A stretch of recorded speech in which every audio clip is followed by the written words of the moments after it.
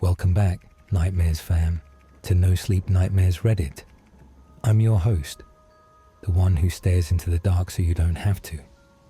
Tonight, I've got not one, not two, but 3 stories, straight from my own life. 3 nights in the wild that started with adventure and ended with terror. A forest that twisted around me in Oregon. A thing whispering my name through my RV in Allegheny. And a tarp moving in the Virginia mountains with a laugh I can't unhear. These aren't campfire tales. They're real.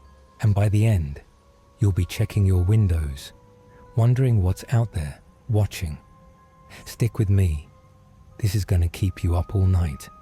If you're new here, hit that subscribe button and join the fam.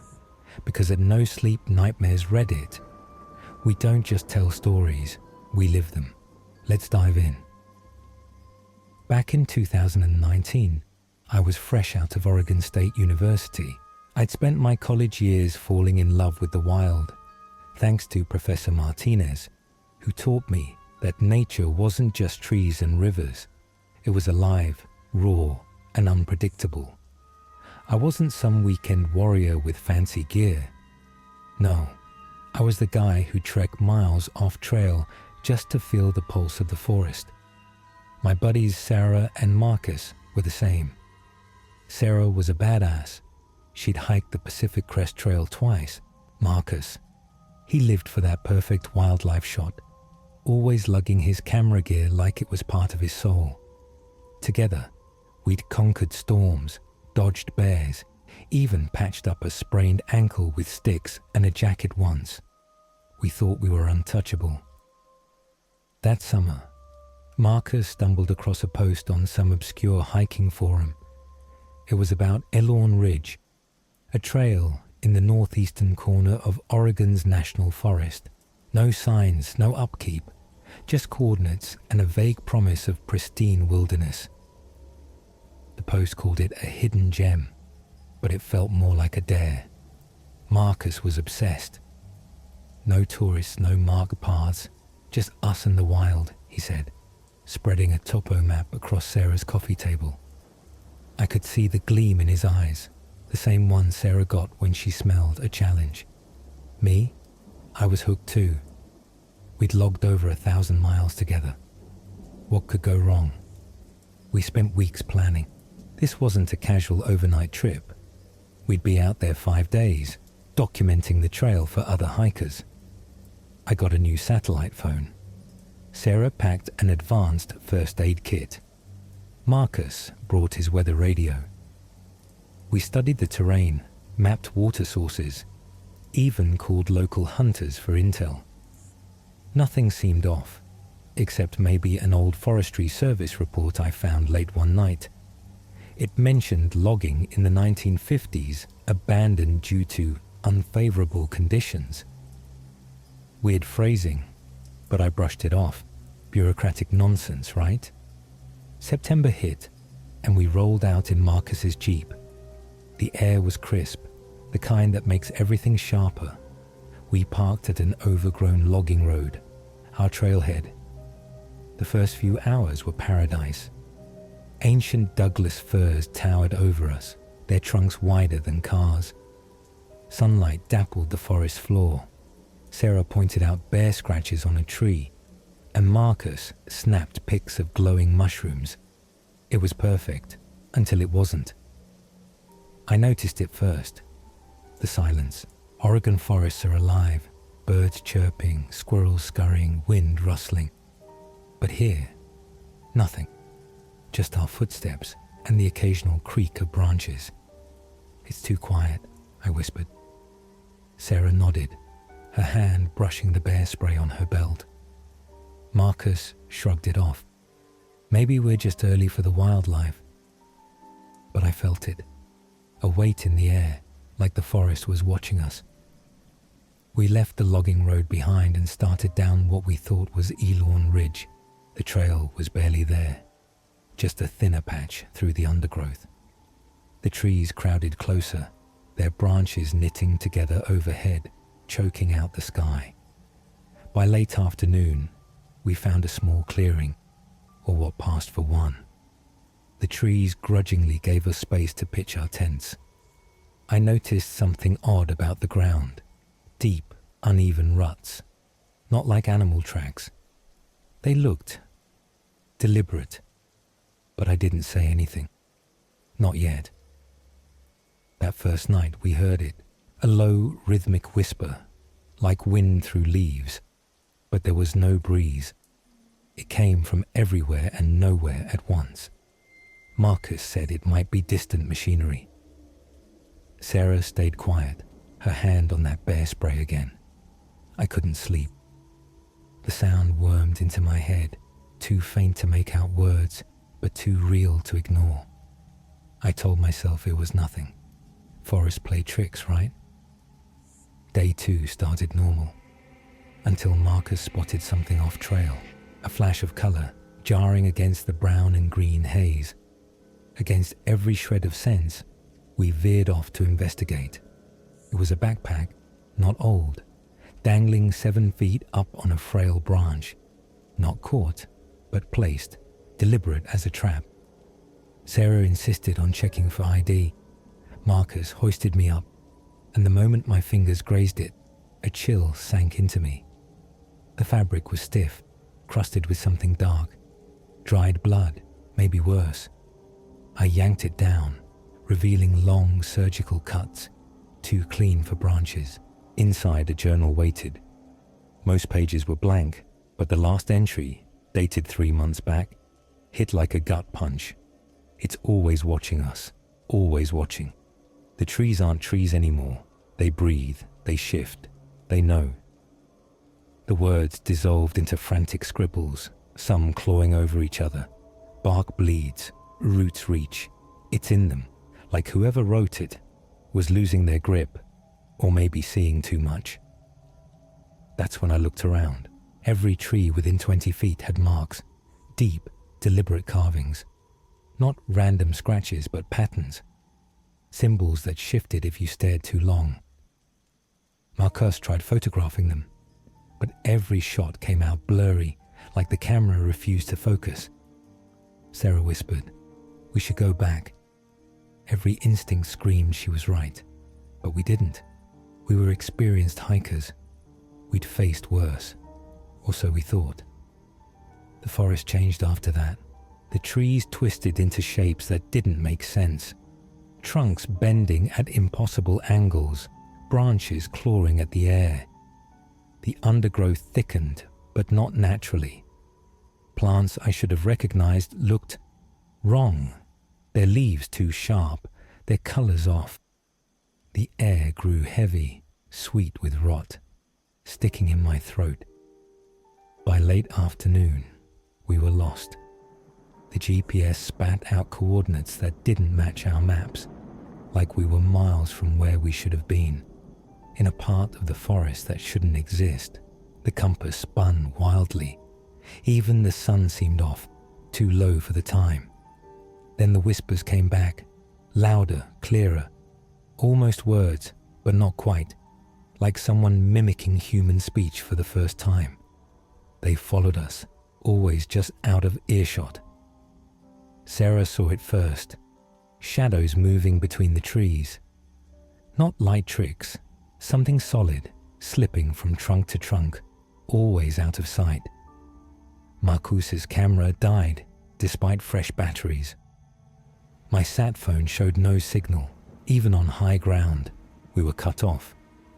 Right before dusk, we stumbled into a clearing we didn't remember entering. The trees around it leaned inward, forming a perfect circle. In the center stood a single dead tree, black, charred-looking, but no burn marks anywhere else. The whispers stopped. The silence was worse, deep, suffocating, like sound itself had died. Then we heard it, a wet, cracking noise, like wood splitting underwater. It came from the dead tree. Something emerged. I can barely describe it, even now. It unfolded from the tree, like a butterfly breaking out of a cocoon. But wrong. Too tall, too thin. with limbs that bent in too many places. Its skin was like old wood, but it rippled like liquid. Where a face should have been, there was just a black void, dotted with glowing specks. Eyes, maybe. Marcus screamed. That sound, it triggered it.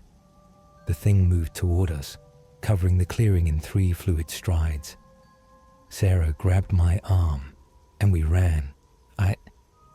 What followed was a nightmare. We crashed through the brush, leaping over logs, thorns tearing at us. The thing wasn't fast, but it didn't stop. We heard it behind us, wet snaps, like joints popping, and a high, keening wail that made my teeth ache. The forest fought us. Branches snagged my jacket. Roots tripped me. At one point, Marcus fell hard. Sarah and I turned back, and in Sarah's flashlight beam, we saw it fully for the first time. It was bigger than before. Or maybe we'd only seen part of it. Its body shifted, pieces of the forest, bark, leaves, shadows, melting into it. Those specks, those eyes had multiplied, covering it like stars. Marcus's camera flashed by accident as he got up. The light hit it, and it recoiled, shrieking, a sound like 1,000 trees groaning in a storm. We didn't wait. We ran again. I don't know how long we ran. Hours, maybe. The forest kept twisting, paths doubling back, trees moving when we weren't looking. My lungs burned, my legs shook, but the sounds never stopped. Wet cracks, that wail. At one point, I tripped over something soft, a shredded sleeping bag, half buried in the dirt. Nearby, a boot stuck out of the ground, laces still tied. I didn't stop to look closer. Somehow we hit the logging road again, miles from where we'd left it. The Jeep sat there, untouched, a lifeline to sanity. We piled in, and I floored it. In the rear view, I swear I saw it standing at the forest edge, watching, its specks glowing like a constellation of malice. We made it out, but we weren't okay. Hospital visits, police reports, we were a mess. Scratches we didn't remember getting, bruises in weird patterns. The doctors called it exposure, but we'd only been gone 2 days. Marcuse's camera had 1 photo left, just static. The cops searched but found nothing. No marked trees, no dead tree, no backpack. It was like the forest erased it all. Sarah quit hiking. She moved to the coast. Says the ocean drowns out the whispers she still hears. Marcus went the other way. Obsessed, pinning maps and notes on his walls until his sister dragged him to therapy. Me, I've got this thing now. Synesthesia, they call it. Tree bark looks like words I can't read. Certain sounds bring back its movement. Fluid. Wrong. I can't look at forest photos without checking for those specks. But it's not over. I dug deeper. In 1976, geology students vanished in that area. Their gear found in perfect geometric piles. A logger quit in the 50s after seeing circular clearings appear overnight. Hikers report missing time, strange marks on their skin. Native tribes marked that land taboo, the place where the forest watches. Whatever it was, it's still there, and I think it's older than we can imagine. Last month I got an email. No sender, just coordinates, Elorn Ridge.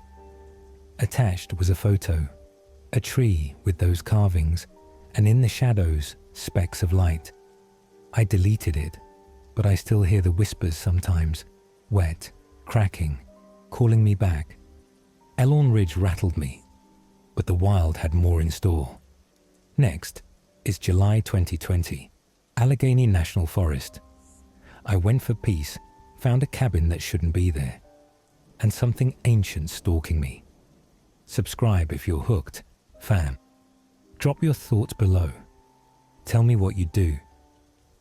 Here's the next nightmare, July 2020. My life was a wreck. I'm Amelia, Well, that's what my friends call me. And back then, I was a 38-year-old architect from Pittsburgh, freshly divorced after 15 years. Maria, my ex, left a note on the kitchen counter one day. I can't do this anymore. That was it. No fight, no mess, just silence. The kind that eats you alive. I threw myself into work, designing buildings I'd never live in, sketching lines to fill the void she left. But it wasn't enough. My best friend Carlos saw me fading. Dark circles under my eyes, hands shaking over blueprints. "You're turning into a ghost, Hermana," he told me one night over beers. "Get out of the city. Find yourself again." He was right. Pittsburgh's concrete and steel had become a cage, every corner haunted by memories of her. I needed the wild, the one place that had always healed me. Growing up in a Puerto Rican family, my dad used to take us camping whenever he wasn't breaking his back at the steel mill. "La naturaleza sana el alma," he'd say. Nature heals the soul. Those trips taught me to love the woods, how to read trails, build fires, spot animal tracks. By my 30s, I'd hiked most of Pennsylvania's major trails. Allegheny National Forest was my sanctuary. Millions of acres of ancient hemlocks and whispering streams. I'd camped there with friends, with Maria, alone. It felt like home. So I dusted off my old 2005 Winnebago RV, a beat-up relic from happier times with Maria. The paint was peeling, the interior smelled like mildew, but it ran. I spent a weekend prepping it, checking the engine, stocking supplies, plotting a route to a remote spot in the northern part of the forest, 30 miles from the nearest town. No cell service, no Wi-Fi, just me and the trees. It sounded perfect. That Monday morning, July 20th, I hit the road. The drive north was like shedding a skin. City sprawl gave way to rolling hills, then dense forest. Sunlight danced through the canopy. For the first time in months, I felt lighter. I got to the campsite by mid-afternoon. A small clearing ringed by towering hemlocks, a fire pit in the center, and a narrow trail leading to a creek 50 yards off. The air was cool, sharp with pine and damp earth. Birds chattered overhead. A woodpecker drummed in the distance. I parked the RV, gathered firewood, and set up camp. As the sun dipped, I lit a fire, cracked a beer, and cooked sausages and beans. Simple, but damn good out there. The stars came out, brighter than I'd seen in years. I talked to myself, a habit I'd picked up since Maria left. "You'll be okay, Amelia," I said, watching sparks drift into the night. "Everything's gonna be fine." I wish I'd noticed how the forest went quiet as darkness fell, how the shadows at the fire's edge moved when they shouldn't have. But I was too lost in my own head, too sure of my skills, to see the signs. I didn't know something was already watching me. The first night was peaceful enough. I slept in the RV, lulled by the creek's murmur and the fire's dying crackle. My dreams were restless, Maria's face fading into fog, but I woke up rested, sunlight streaming through the windows. Day 2, I planned a hike to explore the area, maybe find a fishing spot. I packed light, water, first aid kit, my Swiss Army knife, a topo map, and my camera for wildlife shots. The trail I picked wound away from the creek, climbing through old-growth forest. Hemlocks loomed overhead, their trunks massive, the ground carpeted with ferns and moss. It was beautiful until it wasn't. 2 hours in, the trail started fading. The blazes on the trees, those little paint marks hikers follow, got older, spaced out, harder to spot. I checked my map. This was supposed to be standard hiking terrain, nothing special marked. That's when I saw it through the trees, a cabin. It sat in a tiny clearing, Abandoned, decaying. The roof sagged on one side, windows gaped like empty sockets, and the door hung crooked on rusted hinges. It didn't belong. Not here, not like that. But I'm an architect. Weird buildings pull me in. I had to check it out. Up close, it was worse. The proportions were off. Door too tall, windows uneven, walls built with some interlocking log technique I'd never seen. Nature was clawing it back, vines snaking up the sides. Every instinct said leave, but curiosity won. I snapped a few pics with my phone, flicked on my flashlight and stepped inside. One room mostly empty, broken furniture, debris. But the walls, they stopped me cold, covered in scratches. Hundreds, maybe thousands, layered over each other. At first I thought vandalism, but then I saw patterns, symbols that shifted when I stared too long. Twisted shapes, animals, maybe people, distorted in ways that hurt to look at. Fighter.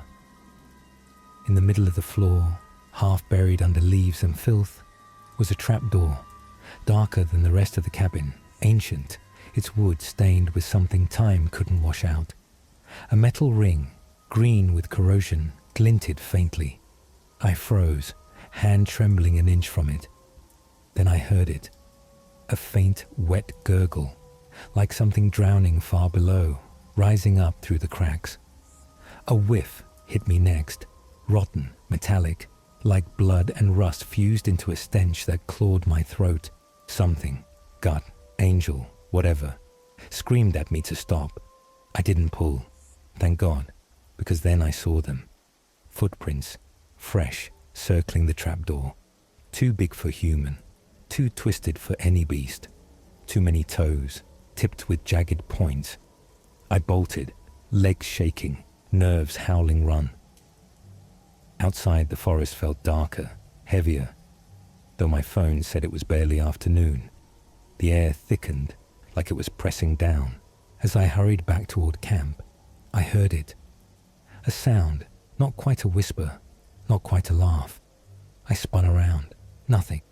Just trees, shadows, and maybe, just maybe, a flicker of movement at the edge of my vision. I made it back to camp, heart pounding. The hike back was a blur. Landmarks didn't match, trails twisted. My pics of the cabin, corrupted, just static where the structure should have been. I sat by the fire that night, trying to convince myself it was nothing. Old cabin, weird vandals, my imagination. But the whispers started again, right beyond the firelight, like leaves rustling, branches snapping, forming almost words. I gripped my knife, told myself I was fine. I should have left then, packed up, driven off. But I stayed.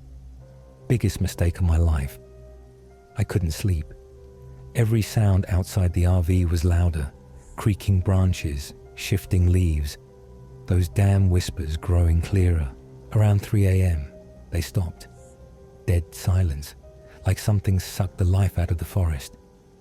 Then I heard footsteps, heavy, dragging, circling the RV. Not human, not animal, something else. It paused at every window. I didn't look, I couldn't. But I felt it staring through the glass.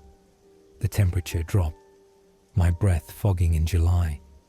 Then came the scratching, slow, deliberate, metal screeching under claws. It moved to the door, wet, raspy breathing, like lungs that shouldn't work. I grabbed my phone, hands shaking. The screen flared, and for a split second I saw it, pressed against the window above my bed. A face, but not a face. Long, angular, greyish skin rippling like water.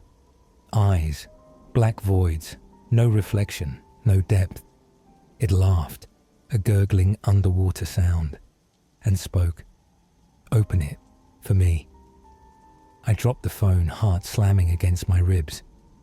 It kept talking, louder, desperate. Open it. I've waited too long. A hand. Too long. Too many joints. Fingers like needles. Tapped the glass. a rhythm that blurred my vision. I had to get out.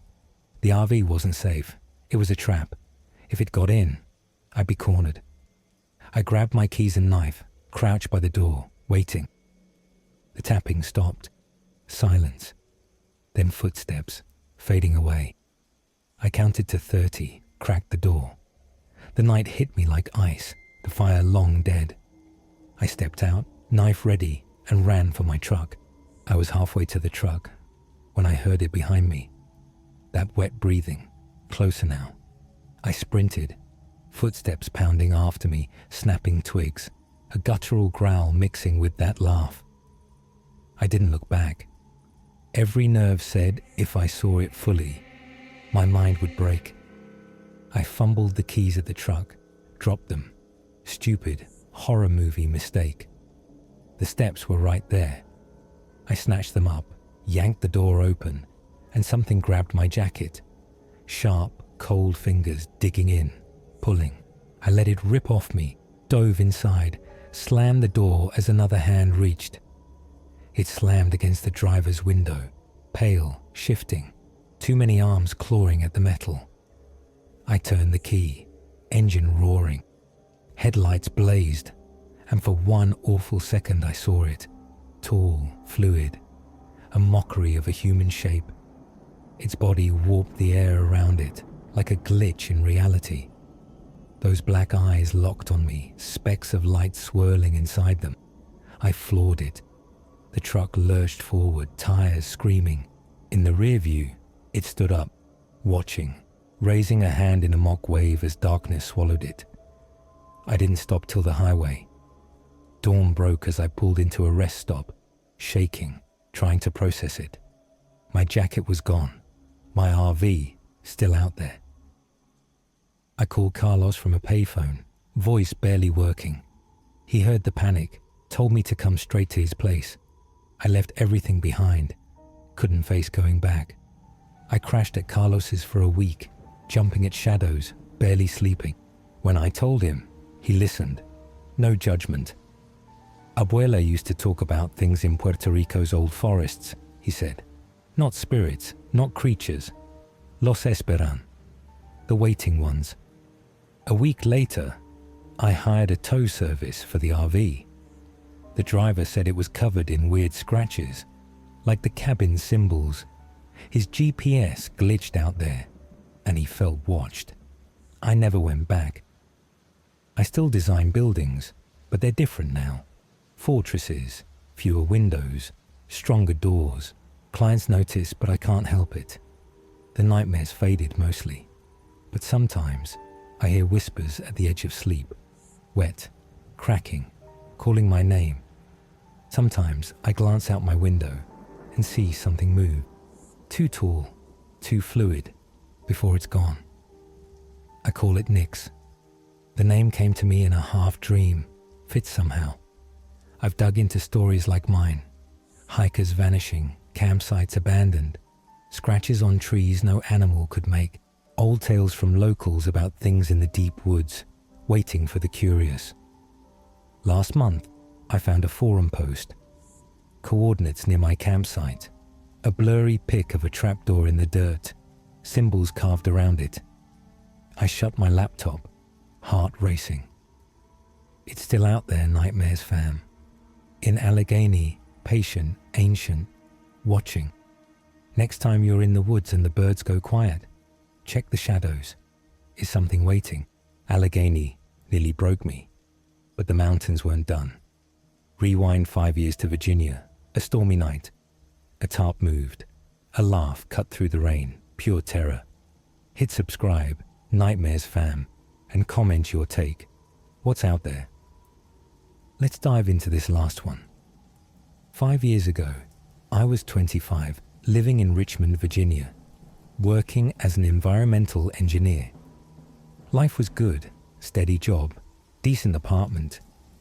But what really lit me up was the outdoors. I'd been hooked since my sophomore year at Virginia Tech, where I met my best friend Ryan. We bonded over pushing limits, hiking unmarked trails, camping in storms, surviving with next to nothing. We weren't those weekend warriors with overpriced gear and GPS apps. No, we rolled our eyes at that. We wanted the raw, unfiltered wild. It wasn't just a hobby, it was who we were. Then came Marie. She crashed into my life during a geology survey project. Smart, gorgeous, with a wit that cut through my bravado like a blade. On our third date, she told me about her condition, Ehlers-Danlos syndrome. Her joints hated cold and damp, but she didn't let it stop her. She tackled it like a puzzle, methodical, fierce. Ryan met Tessa at a climbing gym. She was an ER nurse, cool under pressure, except with heights. She was determined to beat that fear, and Ryan was all in to help. 8 months into their relationship, we were a tight crew. But tension was brewing. Marie and Tessa started calling us out. Our outdoor trips, our escapes, left them behind. Too harsh, we'd say. Too rough. Truth was, we didn't want to compromise.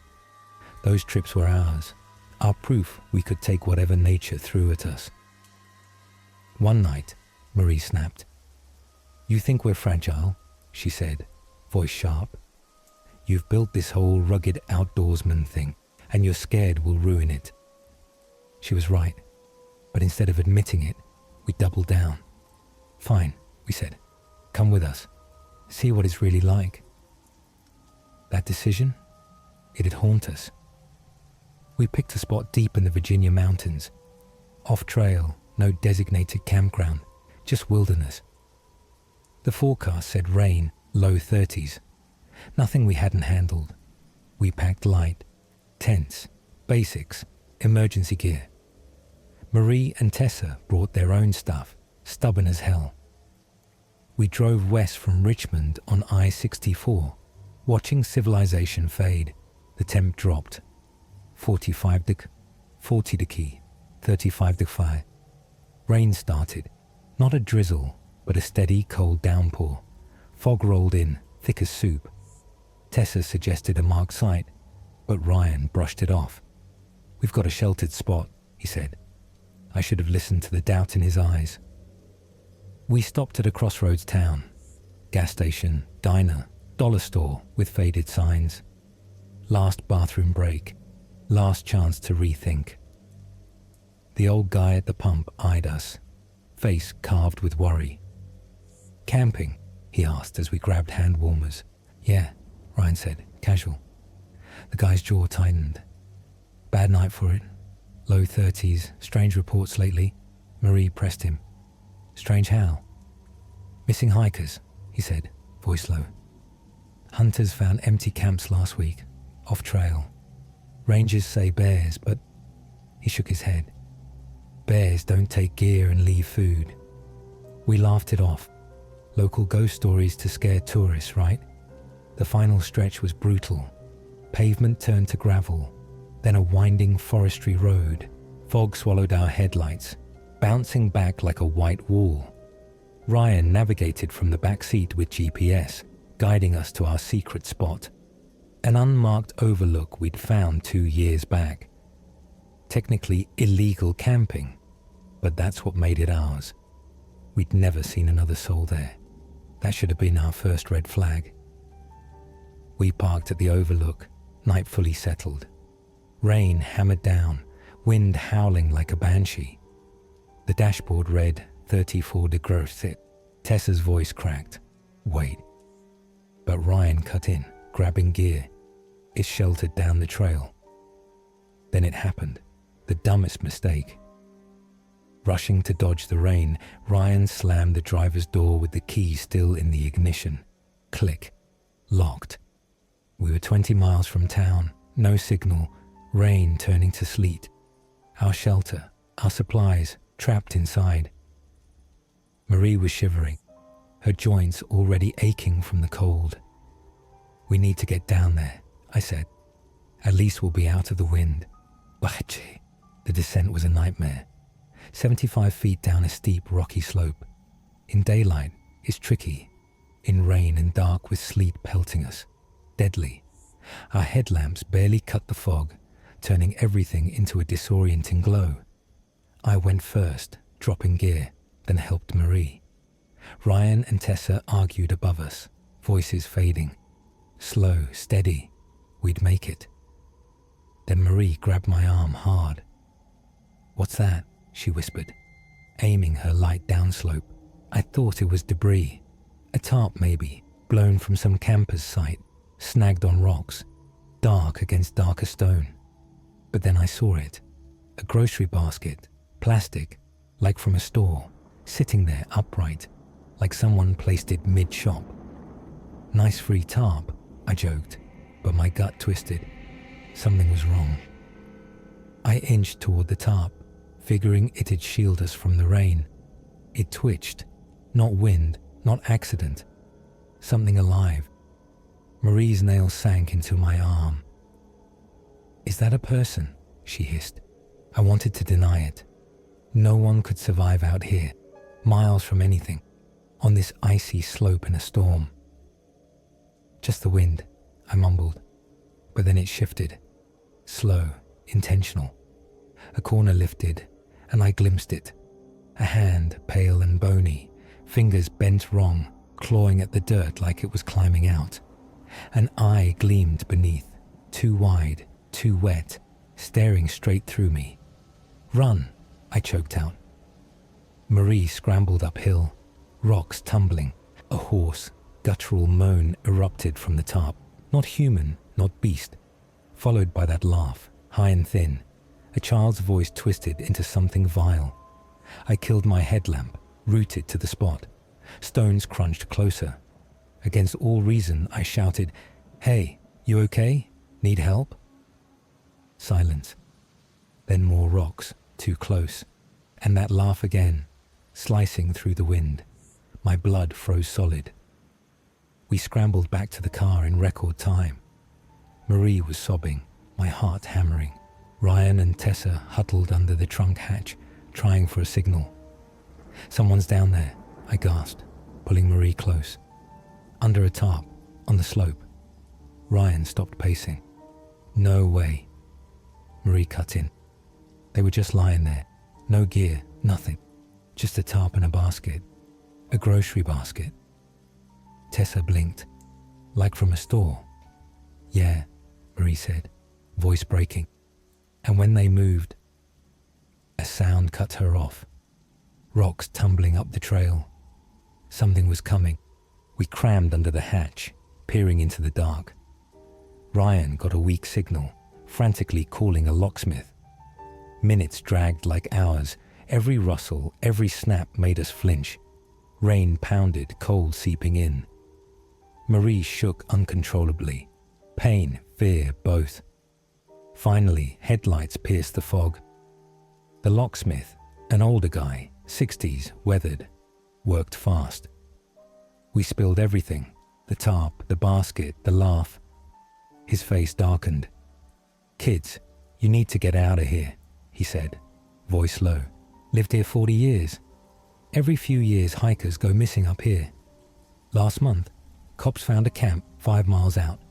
Tents, food, all there, but no people. And a basket, full of stuff no store around here sells." That laugh came again, closer. We didn't wait. Door unlocked. We threw our gear in and peeled out. The drive back was silent, each of us lost in our heads. Marie's joints took days to recover. The nightmares lasted longer. Tarp figures, baskets of unnameable things that laugh. Ryan and I dug into the area's history.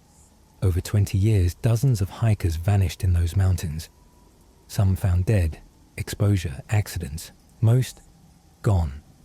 Locals whispered about abandoned camps, odd noises, shapes in the fog. And always those baskets, out of place, filled with nonsense. Cops took our report, unfazed. "We get calls like this every few months," one said. "No evidence, no case." But I couldn't let it go. Who was under that tarp? How'd they get there? What were they hiding, or hiding from? The basket stuck with me most. A mundane thing in an impossible place. like finding a toaster at the bottom of the ocean. We'd been naive, treating the mountains like our playground, never thinking what else might lurk out there. Ryan and Tessa split. The night broke them. He moved to Colorado, said he needed a fresh start, but I know he's running from it. Marie and I stuck together, stronger for it, but we don't camp off trail anymore. Always marked paths, crowded sites, safety in numbers. Sometimes though, when the wind howls just right, I wonder if it's still out there, huddled under that tarp, waiting. Then last week I found it, a basket on my porch, old, weathered, rusted, with dark stains, mud, maybe worse. Carved on the handle, 2 crossed triangles, like a crude mountain sketch. I'd seen that mark before, etched on rocks near our old spot. Inside, a folded tarp and a note. We're still waiting. I burned them, tossed the basket in the river, but I feel it, eyes on me from the mountains. I dug deeper. Those triangles, they're old, 1800s old. Settlers called them the Nomad's Mark. Said a group lived in those mountains, not in cabins, not towns, just roaming, sleeping on slopes, in hidden valleys. They'd steal from the civilized world, drag it back to the wild, camps found with tarps, odd junk, always those baskets. Stories say they went into the mountains and never came back, not because they couldn't, but because they chose not to. Something changed them, made them other. Middle folk, the settlers called them. Not wild, not human anymore. The worst part, they're still recruiting, watching from the shadows, picking who might join them. The baskets, invitations. Find one, and they follow. Ryan called me last week, drunk, rambling. I saw one, he slurred. In Denver, at the store, a basket with the mark, and that laugh. He swears it's them, tracking him. Me, I don't shop in stores anymore. Order online, send Marie instead. But I see things, shadows moving wrong, stones shifting at night. A glint of metal in the dark. Maybe a basket handle. That's it, nightmares fam. 3 nights that carved themselves into my bones. Elorn Ridge, where the forest turned predator, its whispers still echoing in my skull. Allegheny, where Nyx clawed at my sanity, waiting behind that trapdoor for someone, maybe me, to let it out. And Virginia, where a tarp and a basket taught me the mountains keep secrets darker than I ever imagined. These aren't just stories, they're warnings. The wild's alive out there, watching, patient, and it doesn't forget. What do you think, fam? Seen something in the woods you can't explain? Drop it in the comments. Your nightmares fuel this channel. Hit subscribe if you're still awake. Share this with the brave ones, because at No Sleep Nightmares Reddit, the dark doesn't sleep, and neither will you. Till next time, keep your eyes on the trees.